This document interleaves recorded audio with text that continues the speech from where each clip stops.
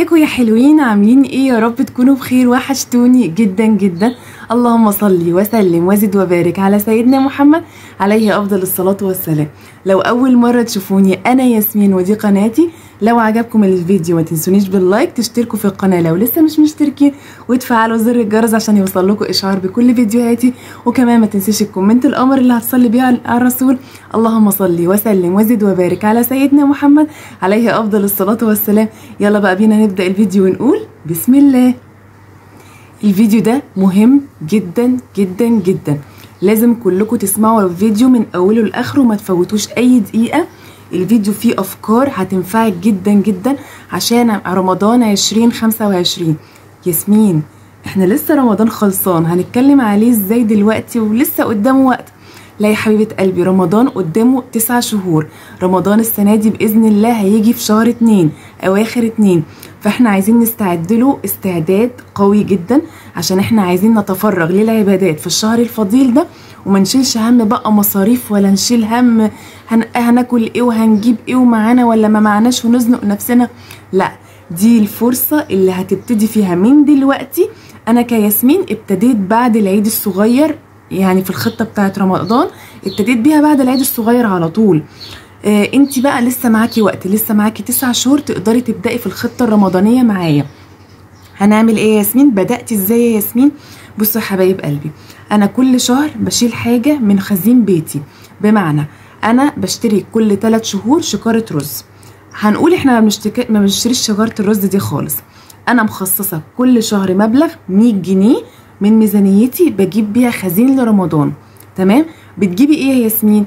اول حاجة بجيب كيلو من الرز. كيلو الرز عندي الفترة دي عامل 24 جنيه. في ناس عندهم ب26، في ناس ب25. انا عندي كل الاسعار.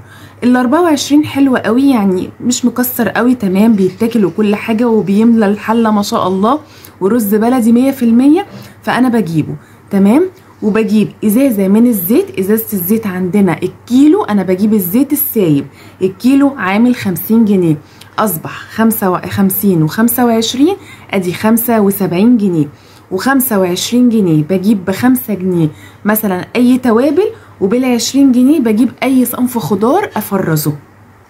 اتفقنا؟ ده اول شهر. تاني شهر عملت ايه؟ ما جبتش الزيت، ما جبتش ب50 جنيه زيت، جبت الرز. الرز اساسي عندي يا بنات كل شهر. ليه؟ من هنا باذن الله لحد شهر رمضان الكريم هيبقى معايا من 10 ل 12 كيلو رز. مش هفكر اشتري في الوقت ده رز خالص. فاهمين؟ كده وفرت فلوس الرز. تمام؟ الزيت بجيبه شهر وشهر لا. هيبقى عندي حوالي 6 ازايز زيت زائد تموين الشهر اللي هيجيلي في شهر رمضان باذن الله. فهيبقى معايا حوالي 8 ازايز زيت حلوين جدا. ده ما شاء الله كتار كمان. تمام؟ نيجي بقى الشهر اللي مش هجيب فيه زيت، هجيب بداله سكر. اتفقنا؟ الشهر اللي انا مش هجيب فيه زيت، عندنا في عربيات بتاعه الجيش بتبقى موجوده عند الكوبري بتاع الدائري.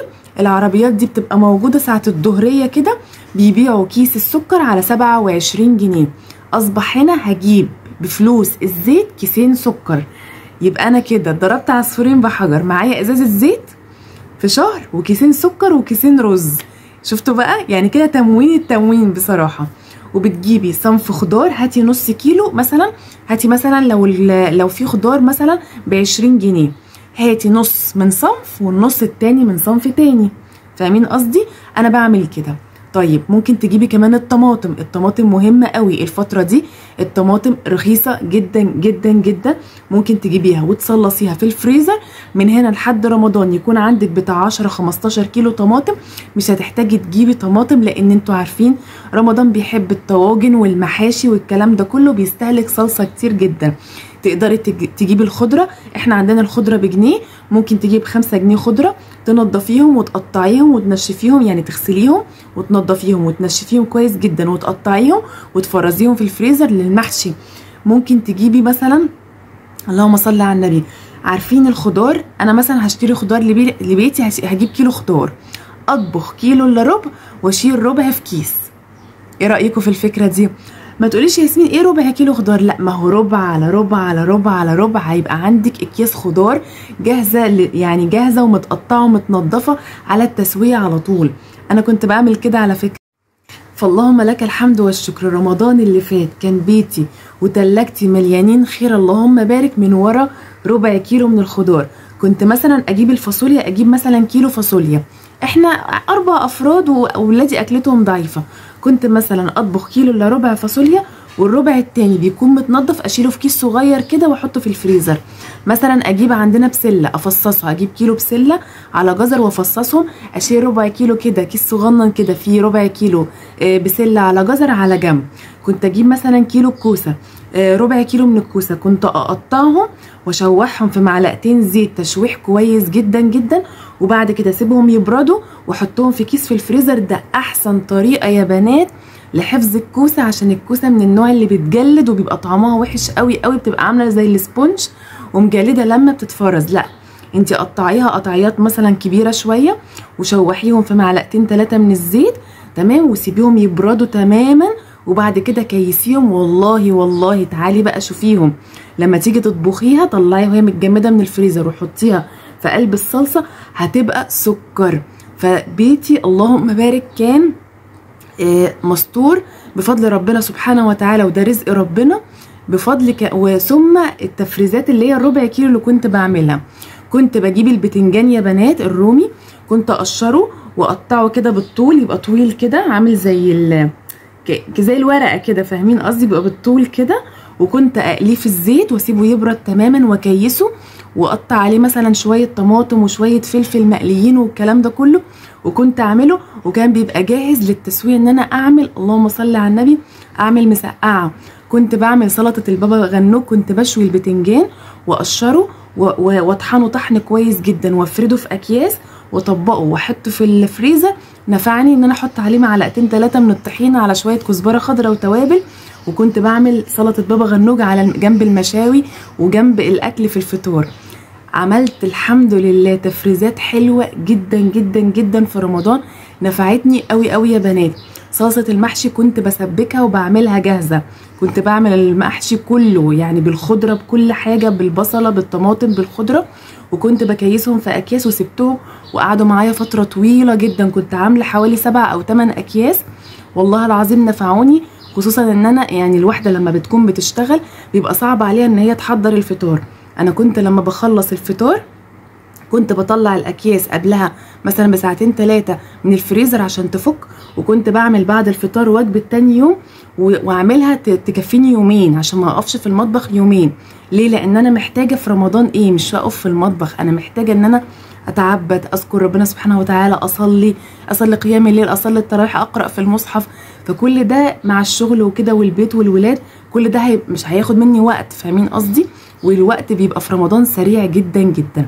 فانا عايزاكم تبداوا بالخطه من دلوقتي.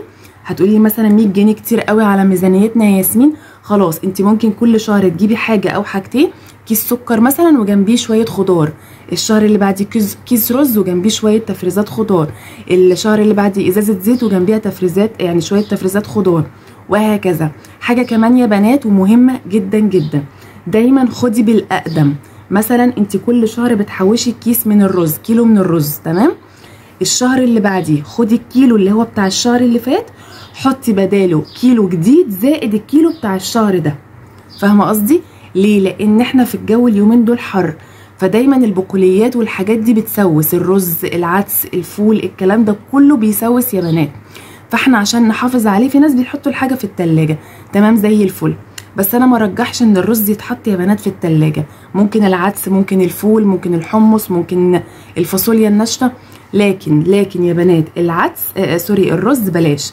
انت هتعملي ايه؟ هتاخدي الكيس بتاع الشهر اللي فات تستخدميه، تحطي بداله كيس زائد الكيس اللي انت هتحطيه الشهر ده، وهكذا الشهر اللي وراه خدي الكيسين دول حطي بدالهم كيسين زائد الكيس التالت، وهكذا وهكذا وهكذا. هتفضل الحاجه عندك جديده، مش هيحصل لها اي حاجه. كذلك السكر حطيه في التلاجة مفيش اي مشكله. في ناس بيقولوا غلط ومش غلط، هو مش غلط، حطيه في الدرج الاخراني اللي هو الدرج بتاع الطماطم، خليه مكان للخزين بس، فاهمه قصدي، مش هيجراله اي حاجه.